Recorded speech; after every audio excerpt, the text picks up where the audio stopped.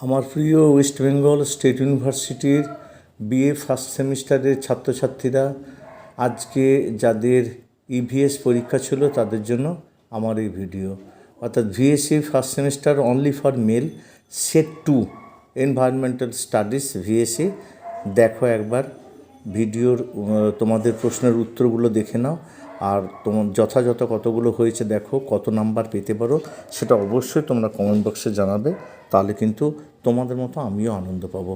দেখো একবার, প্রথম প্রশ্নটা ছিল পরিবেশ বিজ্ঞান মূলত কী নিয়ে আলোচনা করে?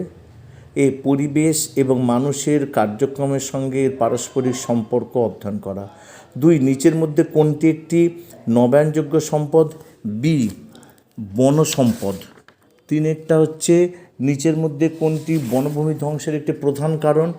বি, বন সম্পদের অতিরিক্ত ব্যবহার। 4, জলসম্পদ অতিরিক্ত ব্যবহারের প্রধান সমস্যা কী? ডি, মাটির ক্ষয়। 5 হচ্ছে মাটির ক্ষয়ের প্রধান কারণ কী? বি হচ্ছে বননিধন। 6 হচ্ছে পরিবেশগত পিরামিডের উদ্দেশ্য কী? একটি ইকোসিস্টেমের শক্তি বিতরণ প্রদর্শন করা। 7, পুকুর, হ্রদ এবং নদী কোন ধরনের ইকোসিস্টেমকে উপস্থাপন করে? সে হচ্ছে জলজ ইকোসিস্টেম। 8 হচ্ছে নিচের কোনটি জৈব বৈচিত্র্যের জন্য হুমকি? এটা হচ্ছে ডি, সবগুলো। 9, ভারতের বন্যপ্রাণী আইনের গুরুত্ব কী? বি, বিপন্ন প্রজাতিকে রক্ষা করা। 10 হচ্ছে জলাধার ব্যবস্থাপনার উদ্দেশ্য কী?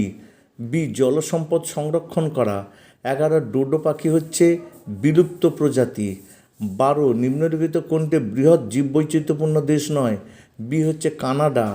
13, কোন ক্ষেত্রে সর্বোচ্চ জল ব্যবহৃত হয়? উত্তর হচ্ছে সি, কৃষিকাজ। 14, 2019 কোন শহরে জলসংকট দেখা দিয়েছিল? ডি হচ্ছে চেন্নাই। 15, কোনটি প্রাকৃতিক বনজাত সম্পদ নয়? ডি, তসর। 16, কোন রোগটি জলবাহিত নয়? সি হচ্ছে এইডস। 17, লাল পন্ডা একটা বিপন্ন প্রজাতি যা পাওয়া যায় ভারতের ডি, উত্তর পূর্ব হিমালয়ে।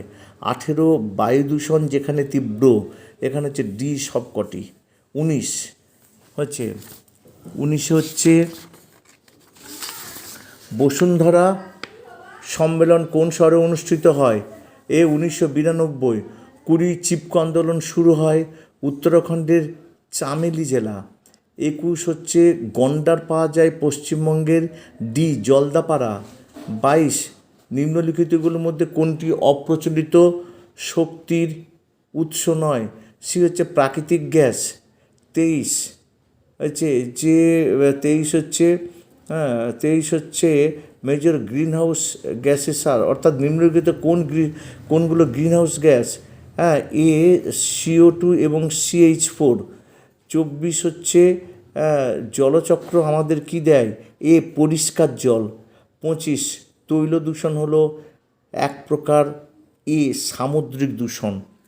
যদি ভিডিওটি ভালো লেগে থাকে অবশ্যই বন্ধুদের শেয়ার করো, তাদেরও জানতে সাহায্য করবে। আর একটা কথা, যারা আমার চ্যানেলে নতুন অবশ্যই চ্যানেলটিকে সাবস্ক্রাইব করে পাশে থাকা বেল আইকনটিকে বাজিয়ে সকল নোটিফিকেশন অন করে রেখে দাও, যাতে সেকেন্ড সেমিস্টারের সমস্ত প্রশ্ন, সাজেশন, নোটস তোমরা তাড়াতাড়ি পেয়ে যাও। আজ এই পর্যন্ত, আবার দেখা হবে পরবর্তী কোনো ভিডিওতে।